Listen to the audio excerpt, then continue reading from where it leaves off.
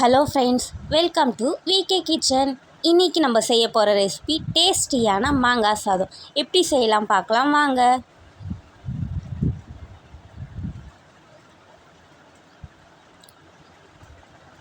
அதுக்கு ஒரு கடாயில் 5 டேபிள் ஸ்பூன் எண்ணெய் சேர்த்துக்கலாம்.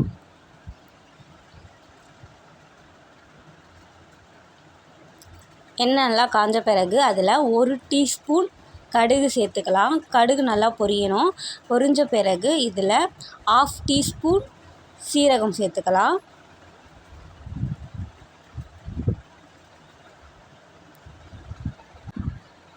ரெண்டு டீஸ்பூன் உளுத்தம்பருப்பு, 2 டீஸ்பூன் கடலைப்பருப்பு, 2 டீஸ்பூன் வறுத்த வேர்க்கடலை இதில் சேர்த்துக்கலாம். இதை லோ ஃப்ளேமில் வச்சு குக் பண்ணணும், இல்லைன்னா கரிஞ்சிடும்.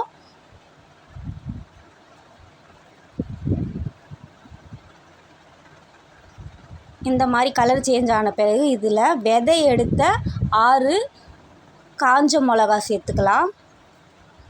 சேர்த்து நல்லா கலந்து விட்டுக்கோங்க. இதில் கொஞ்சமாக பெருங்காயத்தூள் சேர்த்துக்கலாம். இப்போ கொஞ்சம் கருவேப்பிலை சேர்த்து கலந்து விட்டுக்கோங்க. ஒரு மாங்காய் துருவி எடுத்து வச்சுருக்கேன், அதை இதில் சேர்த்துக்கலாம். சேர்த்து நல்லா கலந்து விட்டுக்கோங்க.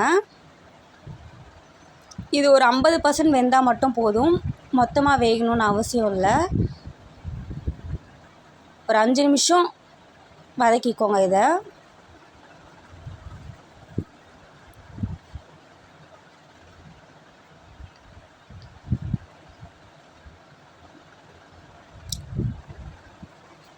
இதில் 1/2 டீஸ்பூன் மஞ்சத்தூள் சேர்த்து நல்லா கலந்து விட்டுக்கோங்க.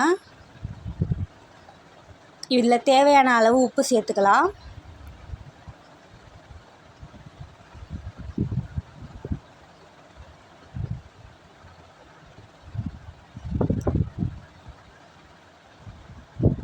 இதில் சின்னதாக நறுக்கி வச்ச இஞ்சி சேர்த்துக்கலாம்.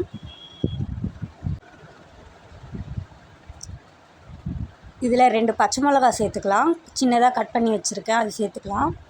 சேர்த்து நல்லா கலந்து விட்டுக்கோங்க. இது 2 நிமிஷம் குக் பண்ணால் போதும்.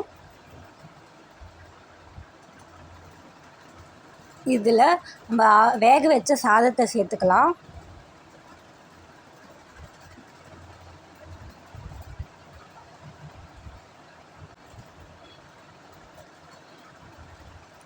கொஞ்சமாக கொத்தமல்லி இலை சேர்த்து இதை நல்லா கலந்து விட்டுக்கலாம். உப்பு கம்மியாக இருந்தால் அதுவும் பார்த்து கொஞ்சம் உப்பு சேர்த்துக்கோங்க. எனக்கு கரெக்டாக இருக்குது. டேஸ்டியான மாங்காய் சாதம் ரெடி ஆகிடுச்சு. இது அப்பளத்தோடு வச்சு சாப்பிடுங்க, டேஸ்ட் நல்லாயிருக்கும். ட்ரை பண்ணி பாருங்கள். இந்த வீடியோ பிடிச்சிருந்தால் லைக் பண்ணுங்கள், ஷேர் பண்ணுங்கள், சப்ஸ்கிரைப் பண்ணுங்கள். தேங்க்ஸ் ஃபார் வாட்சிங்.